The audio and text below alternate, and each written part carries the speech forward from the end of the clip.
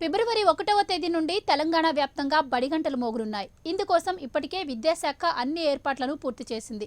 అటు కళాశాలల్లోనూ ఏర్పాట్లు ముమ్మరంగా జరుగుతున్నాయి. కేవలం 9, 10వ తరగతులు మాత్రమే కావడంతో మిగతా తరగతి గదులను కూడా వారికే కేటాయించారు. ఇక ఇదే అంశంపై మరింత సమాచారం మా ప్రతినిధి ఉజ్జయిని అందిస్తారు. ఫిబ్రవరి 1 నుండి బడి గంటలు మోగనున్నాయి. ఇన్నాళ్ళు ఇంట్లో ఉండాల్సిన పిల్లలందరూ కూడా అదేవిధంగా కాలేజ్ స్టూడెంట్స్ వరకు కూడా అందరూ తమ తమ కళాశాలలకు కావచ్చు, స్కూల్కి కావచ్చు వెళ్ళడానికి సిద్ధంగా ఉన్నారు. ఇందుకోసం ఇప్పటికే హైదరాబాద్లో కావచ్చు, తెలంగాణ వ్యాప్తంగా కావచ్చు, ఎక్కడెక్కడైతే స్కూల్స్ ఉన్నాయో, కాలేజెస్ ఉన్నాయో అవన్నీ కూడా ఏర్పాట్లు అయితే పూర్తయ్యాయి. ప్రస్తుతం అయితే మనం అమీర్పేటలోని ప్రభుత్వ స్కూల్లో ఉన్నాము, ప్రభుత్వ పాఠశాలలో ఉన్నాము. ఇక్కడ చూడొచ్చు ఇప్పటికే అన్ని ఏర్పాట్లను కూడా చేశారు. ఎందుకంటే దాదాపు 10 నెలల తర్వాత మళ్ళీ ఇప్పుడు ఓపెన్ అవుతున్న నేపథ్యంలో క్లాస్ రూమ్లన్నీ కూడా దుమ్ము పట్టిపోయి ఉన్నాయి. అదేవిధంగా ఎక్కడికక్కడ చెత్త అంతా కూడా పేరుకపోయింది. ఇందుకోసం వారం రోజుల నుండే ప్రతి స్కూల్లోని యాజమాన్యం అంతా కూడా క్లీన్ చేయించడం జరిగింది. అయితే ఎవరైతే విద్యార్థులు వస్తారో కేవలం మొదటి తేదీ అంటే 1వ తేదీ నుండి కేవలం 9 అదేవిధంగా 10 తరగతులు మాత్రమే ఓపెన్ అయిన నేపథ్యంలో మిగతా తరగతులన్నీ కూడా అలాగే ఉంచేసి అదే తరగతులలో సోషల్ డిస్టెన్స్ అంటే ఇదివరకు ఒక బెంచ్కి వచ్చేసి 3 నుండి 4 పిల్లలు కూర్చునేవారు. కానీ ఇప్పుడు ఒక బెంచ్కి వచ్చేసి కేవలం 1 లేదా 2 మాత్రమే పిల్లలు కూర్చోబెడతారు. దీనికోసం పిల్లలు సరిపోరు. అంటే ప్రభుత్వ పాఠశాలలో వచ్చేసి తెలుగు మీడియం ఉంటుంది, ఇంగ్లీష్ మీడియం ఉంటుంది, అదేవిధంగా కొన్ని స్కూల్స్లో ఉర్దూ మీడియం కూడా ఉంటుంది.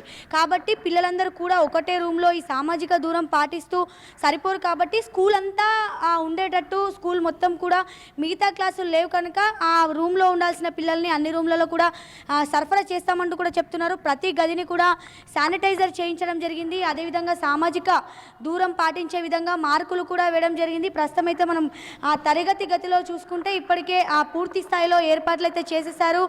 ఎక్కడికక్కడ క్లీనింగ్ ప్రాసెస్ కావచ్చు, అదేవిధంగా సామాజిక దూరం ఉండేటట్టు మార్కులు కూడా అంటే ఎలా ఎక్కడైతే ఇక్కడ మార్క్స్ వేశారో అక్కడ కూర్చోకుండా కేవలం ఒక బెంచ్కి ఒక విద్యార్థి మాత్రమే కూర్చోవాలి, మిగతా వాళ్ళందరూ కూడా దూరంగా కూర్చోవాలి అంటూ చెప్పుకుంటూ వస్తున్నారు.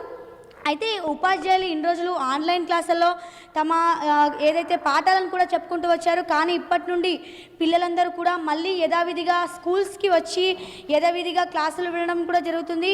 అయితే ఉపాధ్యాయులు కావచ్చు, ఎక్కడైతే స్కూల్స్ యాజమాన్యం కావచ్చు ఒకటే చెప్తుంది, సేమ్ టైమింగ్లో మాత్రం ఎటువంటి మార్పు లేదు, సేమ్ యథావిధిగా టైం ఉంటుంది. అదేవిధంగా ఉదయం 9 గంటల నుండి ఎప్పటి వరకు అయితే కాలేజీ కావచ్చు, స్కూల్స్ కావచ్చు ఎక్కడి వరకు ఉంటాయో అక్కడి వరకే ఉంటుంది అని చెప్పుకుంటూ వస్తున్నారు. మళ్ళీ పిల్లలందరూ కూడా హ్యాపీగా ఫీల్ అవుతున్నారు. అంటే ఇన్ని సంవత్సరాలు అంటే 1 నెల 2 నెలల సమ్మర్ హాలిడేస్ వస్తాయి, కానీ ఈ సంవత్సరం దాదాపు 10 నెలలందరూ కూడా ఇంట్లోనే కూర్చోవాల్సి వచ్చింది. అలాంటి వారు మళ్ళీ ఫ్రెండ్స్ని కలవడం కావచ్చు, అదేవిధంగా తమ స్కూలు వాతావరణాన్ని, కాలేజీ వాతావరణాన్ని కూడా ఎంజాయ్ చేయబోతున్నారు. కానీ స్కూల్ యాజమాన్యం ఒకటే చెప్తుంది, తప్పనిసరిగా ఎవరైతే విద్యార్థులు ఉంటారో వాళ్ళందరూ సామాజిక దూరం పాటించాలి. అదేవిధంగా తప్పనిసరిగా క్లాసులు వినే సమయంలో ప్రతి ఒక్కరు కూడా మాస్కులు ధరించాలి, ఎప్పటికప్పుడు శానిటైజర్ వేసుకోవాలి అంటూ చెప్పడం వస్తుంది. ఇది సక్సెస్ అయితే గనక మళ్ళీ మిగతా తరగతులు కూడా ప్రారంభమయ్యే అవకాశం ఉంది. ప్రస్తుతం అయితే ప్రభుత్వ కళాశాలలో కావచ్చు, ప్రభుత్వ స్కూల్స్లో కావచ్చు అయితే ప్రతి ఒక్కరు కూడా మధ్యాహ్న భోజనానికి సంబంధించి కూడా వారికి ఇదివరకు మిడ్ డే మీల్స్ ఏ విధంగా ఉండేవో ఇప్పుడు కూడా అదే విధంగా ఏర్పాటు చేస్తున్నాము.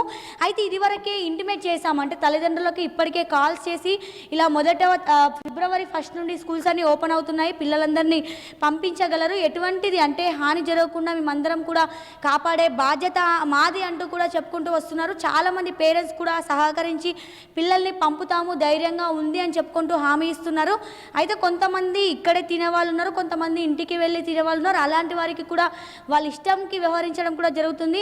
ఏది ఏమైనా ఇన్నాళ్ళు మూగబోయిన కళాశాలలు కావచ్చు, పాఠశాలలు కావచ్చు మళ్ళీ సందడిగా మారున్నాయి. పిల్లల అరుపులు, అదేవిధంగా లెక్చరర్ల పాటలతో అన్నీ కూడా మారుమోగనున్నాయి.